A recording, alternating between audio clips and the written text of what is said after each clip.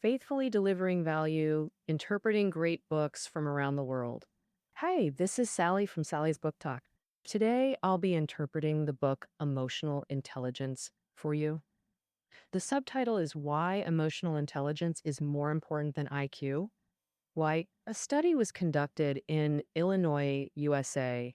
Researchers selected over 80 top students from multiple high schools and found that 10 years after graduation, less than a quarter were excelling in their careers. Still at the top level, similar conclusions came from repeated surveys at Ivy League schools. Students with high exam scores in school didn't show exceptional success in work and life later on. This research finding is kind of similar to our everyday impression that many high IQ top students aren't as successful in the workplace as they were on campus. Instead, students who seemed average in IQ thrived in school life, and after graduation, their careers soared, even becoming bosses to the former group. So, why are employees with IQs up to 160 working for bosses with IQs around 100? Psychologists are just as confused as we are, and the book's subtitle gives us the answer. The author tells us that emotional intelligence is more important than IQ. The author of Emotional Intelligence is Professor Daniel Goleman. He's a Harvard psychology PhD and won the American Psychological Association's Lifetime Achievement Award. But this book isn't some dense academic theory. It's hugely popular among everyday readers. As soon as it was published, it became a New York Times bestseller, then swept globally, staying popular for 10 years with over 10 million copies sold. This book has major influence in both education and corporate management fields. He brought emotional intelligence into our daily lives, helping us gain a positive mindset, build harmonious relationships, and enjoy a happy life. So next, I'll use two questions to unpack the essence of this book for you. First question, what is emotional intelligence? Why is it said to be more important than IQ? Second question, how to improve emotional intelligence? Let's start with the first question. What is emotional intelligence? Why is emotional intelligence said to be more important than IQ? Now, about IQ, we're all pretty familiar with it. It stands for Intelligence Quotient, abbreviated as IQ, and it's a standard measure of intelligence. In contrast to IQ, emotional intelligence refers to Emotional Quotient, or EQ, which is the ability to manage emotions. It determines how your other mental abilities perform, including how IQ functions. In the past, people usually thought IQ was the only measure of human potential. Folks with low IQ were always doomed to a miserable fate, while those with high IQ were often life winners.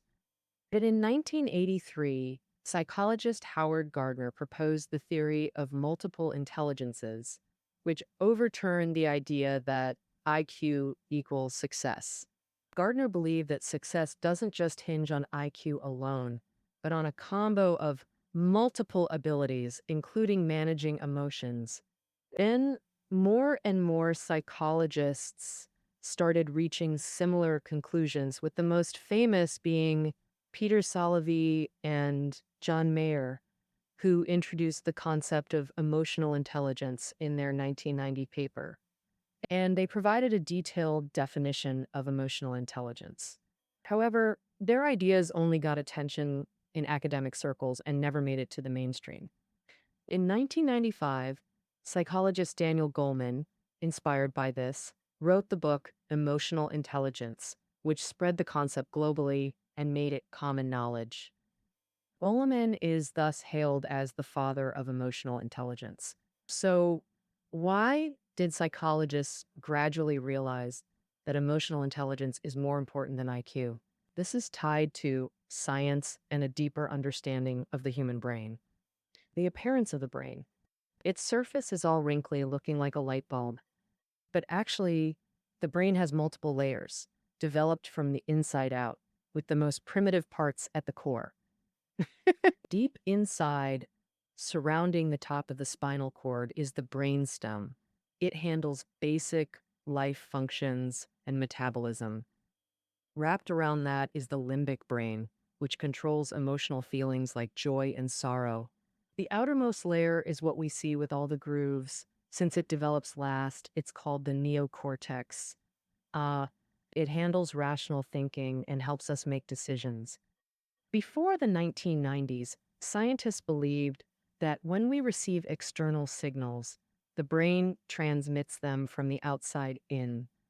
That means signals first hit the neocortex for rational processing, then go to the limbic brain for emotional response. For example, why do we get scared when we see a python? In the past, they thought visual signals went from the retina to the neocortex first. It rationally figured out it's a python, then sent the signal to the emotional limbic brain, sparking our fear. But this explanation later turned out to be wrong. In the early 1990s, neuroscientist Joseph Ledoux proposed a new viewpoint. Through animal experiments, he discovered that while most signals follow the traditional path from the neocortex to the limbic brain, a small portion of primitive signals take a shortcut, transmitting directly to the limbic brain at a faster speed. So when we see a python, we don't need to think or rationalize. We're instantly scared stiff, jumping 3 feet high. That's precisely because signals take shortcuts, so emotional feelings often arise faster than rational cognition. People often don't have time to think it through and end up hurting others. Sometimes at work, we blurt out hurtful words without thinking, and only when we calm down do we realize the other person had a point. Mhm. So, in life, we often fly off the handle at family members first, only to realize later that these things were trivial, and uncontrolled emotions can also hurt ourselves. For example, top athletes on the field often have their movements distorted due to a loss of mental balance. Another example is when recognized top students under exam pressure become overly nervous and end up failing. All these are because emotions overpowered reason. So, is there any way to control emotions and reduce the damage? The answer lies within emotional intelligence. Next, we'll move to the second question: how to improve emotional intelligence? The author defines emotional intelligence as 5 key abilities: recognizing one's own emotions, managing emotions properly, self motivation, recognizing others' emotions, and managing interpersonal relationships. Next, we'll explain each one in detail. First, we'll cover the initial ability, recognizing one's own emotions, which is the foundation of emotional intelligence. Only by first recognizing your own emotions can you manage them and even influence others' emotions. The author believes that recognizing your emotions isn't just about experiencing them, it's also about being constantly aware of their occurrence. That might sound a bit abstract, so let's tell a story. There's an old legend in Japan. A combative warrior questioned a Zen master, asking him to explain what paradise is and what hell is. The Zen master scolded him. Such a crude fellow isn't worthy of discussing the way. The warrior, feeling insulted, flew into a rage, drew his long sword, and roared, "How dare you be so rude? I'll kill you." The Zen master calmly replied, "This is hell." The warrior suddenly understood. He realized that what the master called hell was his own angry mind, and this uncontrolled emotion nearly made him commit murder. So he calmed down, sheathed his sword, bowed to the master, and thanked him for the insight. The master smiled and said, "This is paradise." It was the same anger. When the warrior merely felt anger, he wanted to draw his sword and kill. But when he recognized he was controlled by anger, he sheathed his sword. See, when emotions arise, whether you're aware of them or not, that single thought makes the difference between heaven and hell. But many people tend to go to extremes when handling emotions. The first is being overwhelmed by passion, leading to loss of control. The book shares a case An American honor student, just because his physics teacher didn't give him the grade he wanted, fearing it might ruin his Harvard chances, grabbed a kitchen knife, stormed into the office, and injured the teacher's collarbone. This is a classic case of being blinded by rage because they don't recognize their emotions. They can't break free or control their actions, eventually losing all reason. The other extreme is enduring despair, ultimately leading to depression. These folks are the complete opposite. They passively accept misfortune. When facing poor grades, they don't attack teachers, but go home, shut themselves in, wallow in self pity, and remain trapped in this negative state for a long time, becoming their own prisoners. Really, both emotional handling methods are problematic. So, how do we recognize our emotions? The author offers a method called self awareness, meaning continuously monitoring your inner psychological state through introspection. When you become aware of your emotions, you gain greater freedom. Like in that case, if the student had recognized his anger was harmful to himself and others, he wouldn't have taken extreme action. When angry, he actually had many choices: taking a walk on the playground, venting to his girlfriend, or talking with the teacher about his academic worries. Then he'd realize there are countless paths in the world. Absolutely no need to pick up a kitchen knife against his teacher. An even better approach is to express your emotions verbally or in writing. And this act itself helps the rational neocortex take over from the emotional limbic brain. You can give it a try. For instance, when you're angry, feel that rage and calm down as much as possible. Say, "I'm really angry right now," and you'll be amazed how that overwhelming fury instantly subsides. If you can specifically explain why you're angry, that feeling of being hijacked by rage will vanish quickly.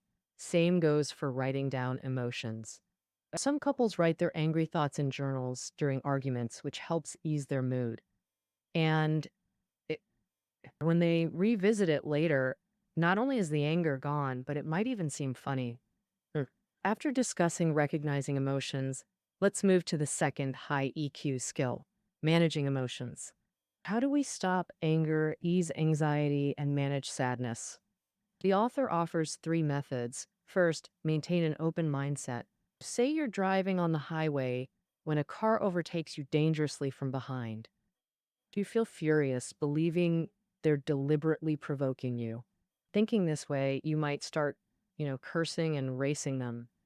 But speeding endangers you and everyone in your car.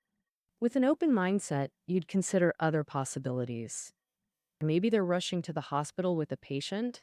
This might not be true, but imagining alternatives instead of fixating on provocation helps you stay tolerant and calm. The second method: redirect attention. Immediately leave the negative environment and wait for adrenaline to fade. Simply put, when emotions erupt, remove yourself from the person or place. Go elsewhere and find distractions to prevent hostility.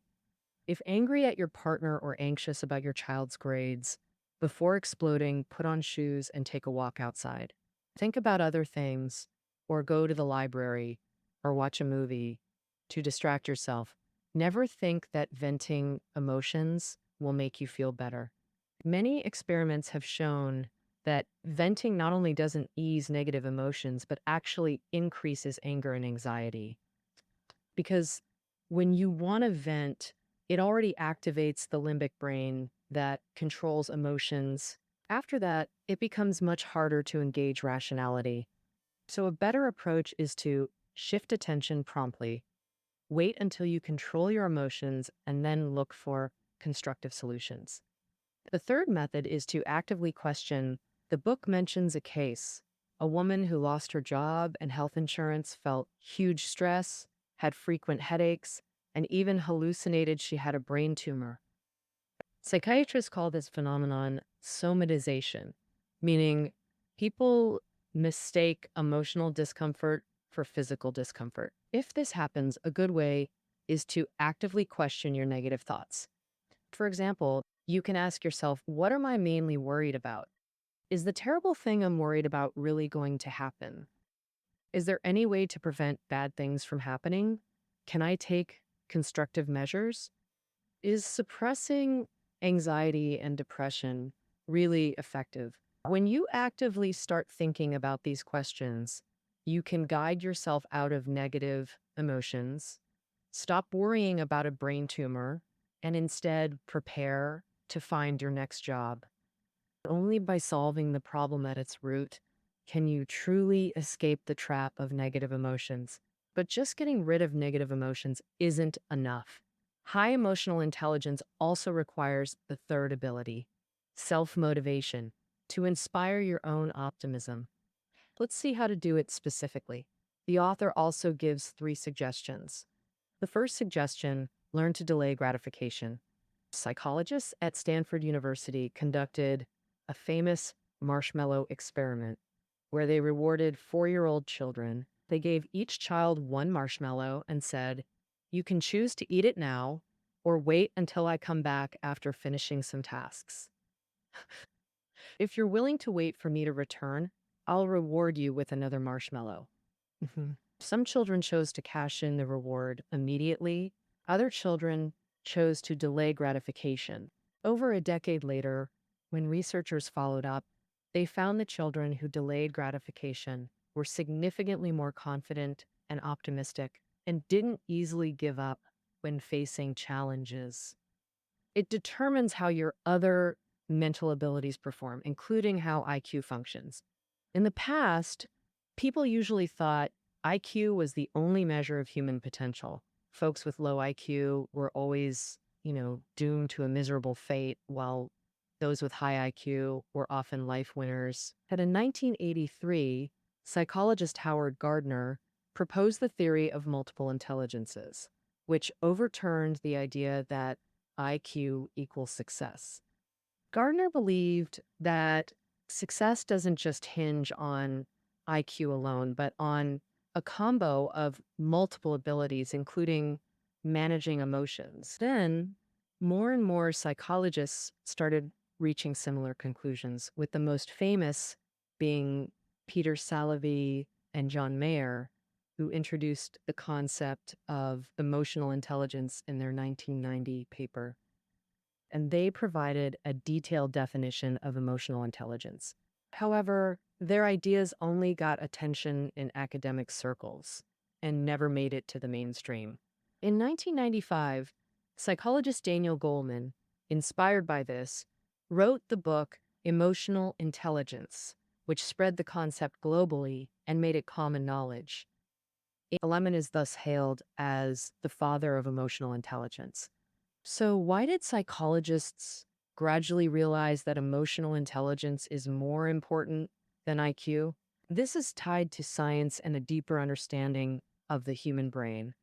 The appearance of the brain, its surface is all wrinkly, looking like a light bulb. But actually, the brain has multiple layers developed from the inside out, with the most primitive parts at the core. Deep inside, surrounding the top of the spinal cord, is the brainstem. It handles basic life functions and metabolism.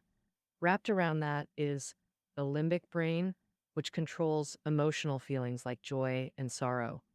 The outermost layer is what we see with all the grooves. Since it develops last, it's called the neocortex. It handles rational thinking and helps us make decisions. Before the 1990s, scientists believed that when we receive external signals, the brain transmits them from the outside in. That means signals first hit the neocortex for rational processing, then go to the limbic brain for emotional response. For example, why do we get scared when we see a python? In the past, they thought visual signals went from the retina to the neocortex first. It rationally figured out it's a python, then sent the signal to the emotional limbic brain, sparking our fear. People with strong empathy can intuitively understand others' unspoken subjective feelings, and this ability traces back to infancy. Scientists have noticed that when a baby is just born, if they hear other babies crying in the hospital, they'll start crying too. A 1-year-old baby seeing another baby with an injured finger will put their own finger in their mouth to suck, as if they're hurt too. Seeing mom cry, they'll also wipe their own eyes. Thus, empathy originates from physically imitating others' distress. By mimicking, you experience the same feelings. This is more advanced than sympathy, which still involves understanding others from your own perspective. Empathy goes a step further. It's putting yourself in others' shoes and truly feeling what they feel. So now that we know empathy's definition and origin, how do we cultivate it? For empathy, the author teaches us a term from psychotherapy called mirroring. It means not ignoring others' emotions, learning to think from their perspective, and engaging with them interactively. For example, in parent-child education, a mother uses mirroring to help herself and the baby understand each other's feelings. When the baby feels happy, the mother can gently rock the cradle and make cooing sounds to affirm that joy. When a child makes a mistake, say they stand on a supermarket shopping cart and reach out, knocking over a shelf. As a parent, you shouldn't just scold, "You're so naughty," but remind the child to think from others' perspective. For instance, you can tell them that such naughty behavior would make the shelf manager really annoyed. Just like if someone scattered your toys everywhere, you'd be mad too, right? This is how mirroring shapes empathy. Conversely, emotional neglect or even abuse can weaken a person's empathy. For example, research shows that many violent criminals share a common background of growing up in orphanages or suffering family abuse. Such experiences lead them to become tense, indifferent, and moody as adults.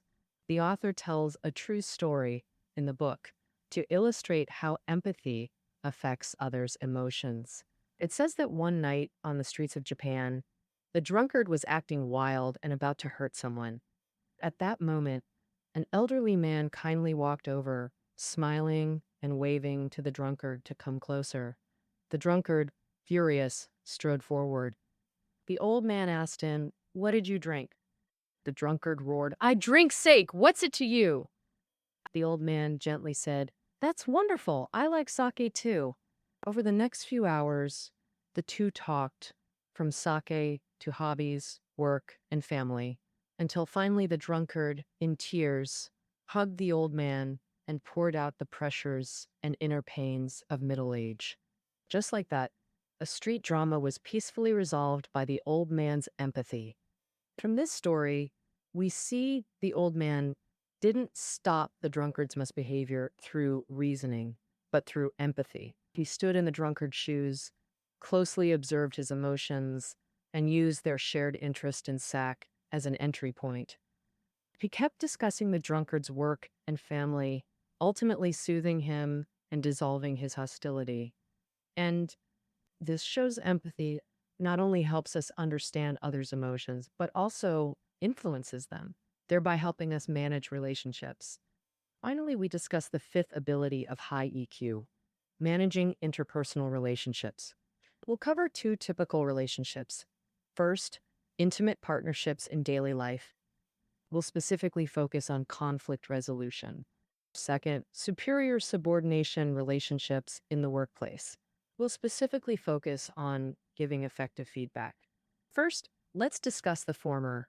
Friction is inevitable in daily routines. We often see husbands sitting on balconies, smoking in frustration over minor issues. Wives criticize from a distance. Facing conflict, men tend toward passive aggression, while women often over-complain. In reality, both approaches lack empathy and fail to solve problems.